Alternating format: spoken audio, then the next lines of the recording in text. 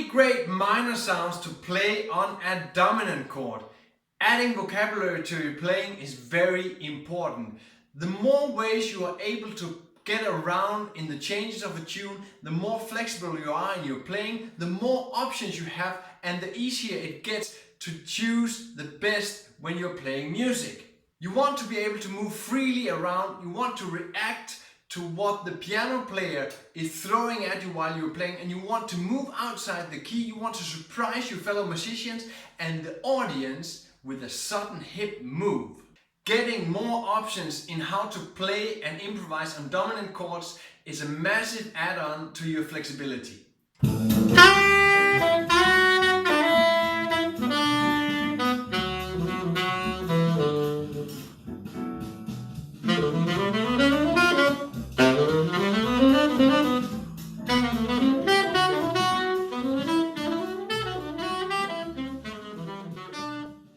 In this video, I look into the 2-5 music theory, explore how we can add the 2 to the 5, exchange the 5 with the 2 minor 7 chord, add 3 different 2s to the 5, build jazz line interchanging the 2 with the 5, show, play, analyze 3 2-5-1 lines using interchanging 2 functions with the 5 functions.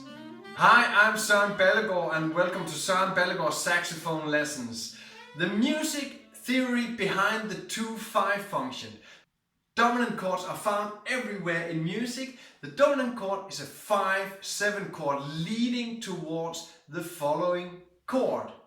The dominant chord, also the 5-7 chord, is leading to a following chord. Here in this example, the dominant 5-7, the G7 is leading to C major, which is the 1 chord.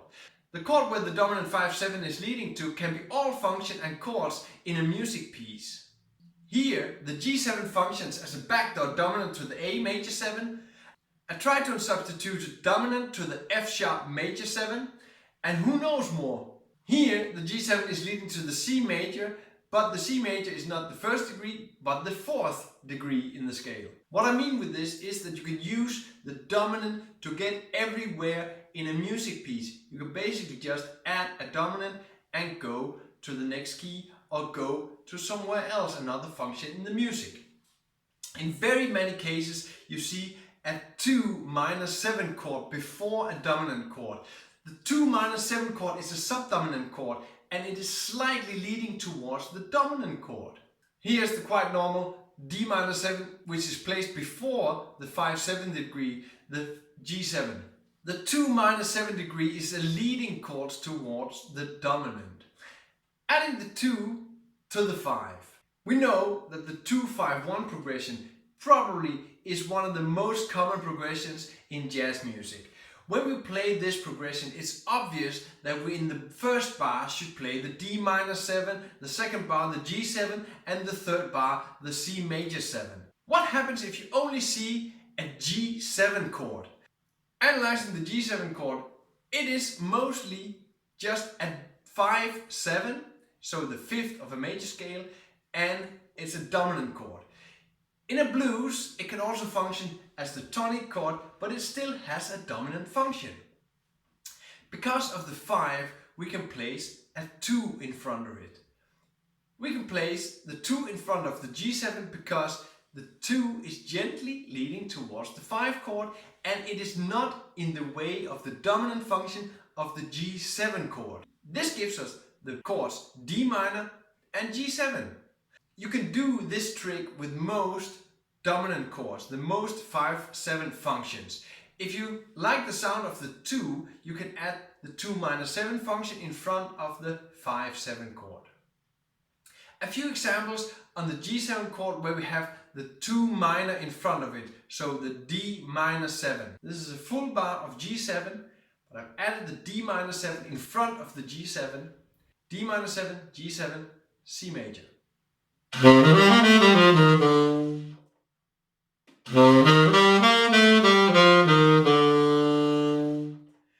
play the D minor arpeggio up and run down the G7 scale from the B, ending on the E on the C major. Another example where I have a full bar of G7, but I add the D minor in front of the G7 in the beginning of the bar, would look like this. I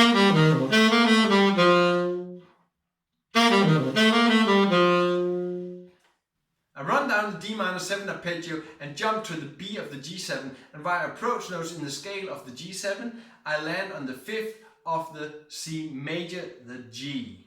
Interchanging the 5 with the 2 minor 7 chord. If you have a double bar of G7, for example in a rhythm change bridge, you can interchange the 5-7 with the 2 minor 7 chord. What to do is look at the G7 as a mix of D minor and G7. Here's an example where I've taken 2 bars of G7, transformed them into D minor G7, D minor G7, and ending on a C major.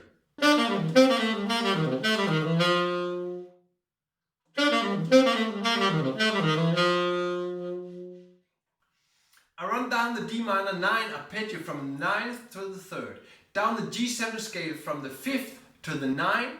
I run down the D minor 7 arpeggio from the 7th to the root, then jumping to the 3rd of the G7, playing the 9th, adding a little bebop scale between the 7th of the G7 and to the 5th of the C major, where I end.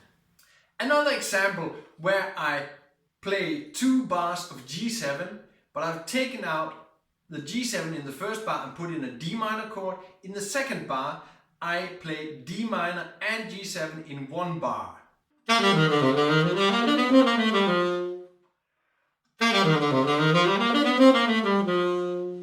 Playing down the D minor 7 arpeggio, adding the 9 between the 3rd and the root, playing up the D minor 7 scale.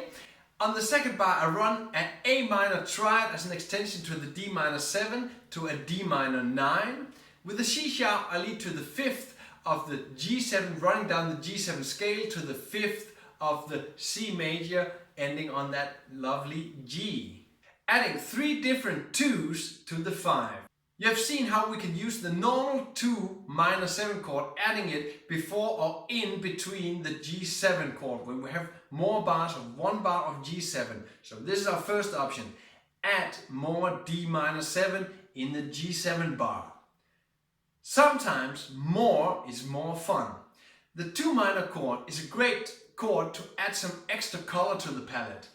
A great note to add is the major 7 on the minor chord. So you're getting a D minor major 7. It looks like this.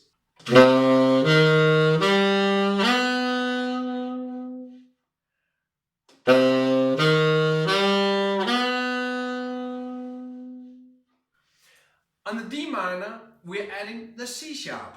The C sharp is the leading tone to the D. So the C sharp really wants to go to the D again. This makes it an obvious choice to use in a double bar of G7. In this passage I've changed the first bar of G7 with a D minor major 7, and in the second bar I've changed the D7 with a D minor 7 and a G7 chord, going to the C major.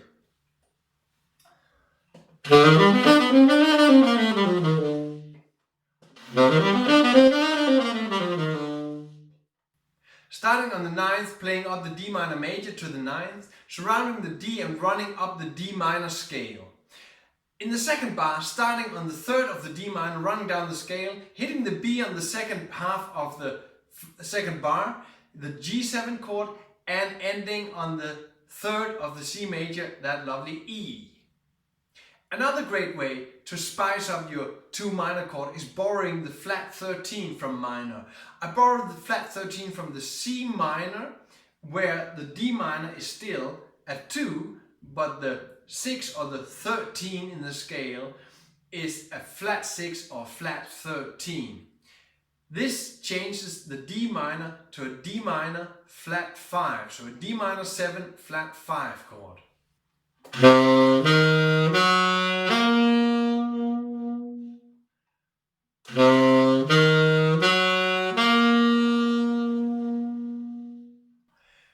When you do this, you'll get an extra leading tone in the D minor flat 5, the A flat, which is leading strongly towards the G of the G7 or the G in the C major chord.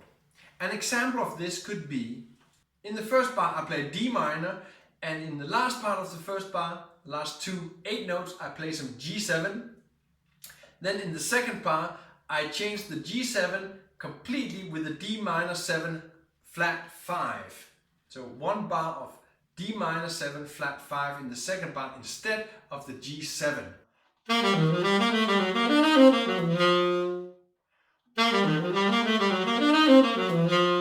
Playing the F major triad down from the 5th to the root, going up the D minor scale.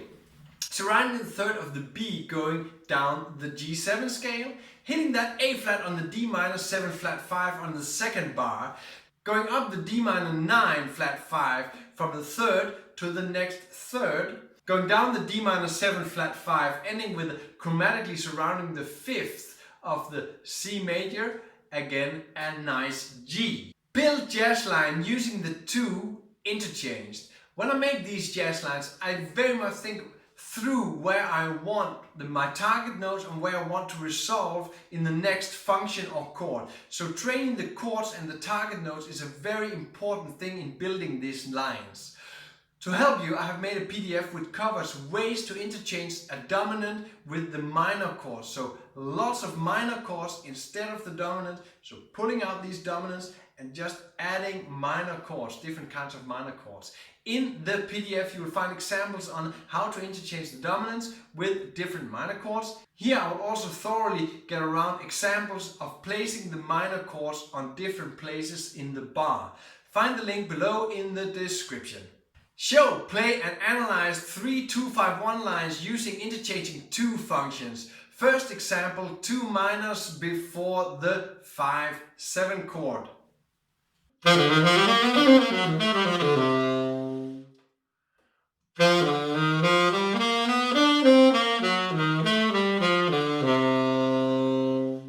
In the first bar, I have changed the G7 with a D minor chord and a D minor major 7 chord. In the second bar, I have removed the G7 chord in the first half and placed a D minor 7 flat 5. And in the second half of the G7 bar, I just played the G7 chord. I'm surrounding the 3rd of the D minor with the G and the E. Then I'm running up that D minor scale and the chord, hitting the C sharp of the D minor major and going to the 9th of the D minor major.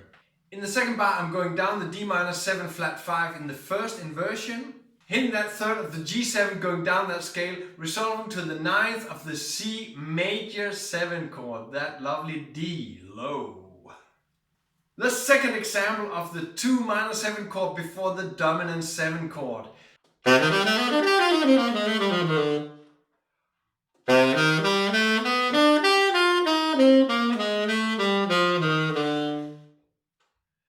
In the first bar, I play a D minor major 7 chord and the scale, and continue with the D minor 7 and the G7 in the second bar. Begin with going up that lovely D minor triad into the D minor major sound from the B and the A major triad up to the add-9, leading into the 3rd of the D minor in the second bar.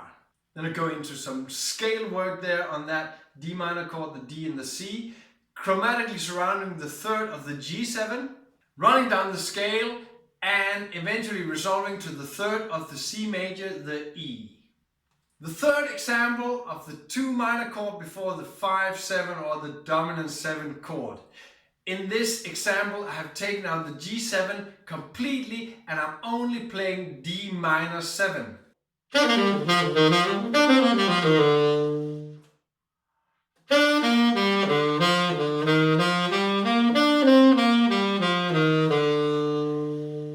I'm going down an A minor triad as an extension of the D minor 9, surrounding the 3rd of the D minor 7.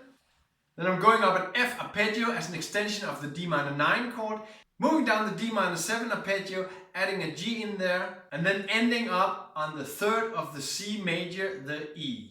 More on the 2-5-1, analyze, recognize and apply. Get more out of the 2-5-1, learn more right now. The next video I have lined up for you is how to analyze, recognize the 2-5-1 in a jazz standard. Keep watching and get this information right now. At the beginning of this video I played a solo of the great original of Sonny Rollins' Pent Up House. In the solo I'm playing around with the interchanging of the 2 minor chord with the dominant chord. Get the full subscription on my Patreon page and in my shop.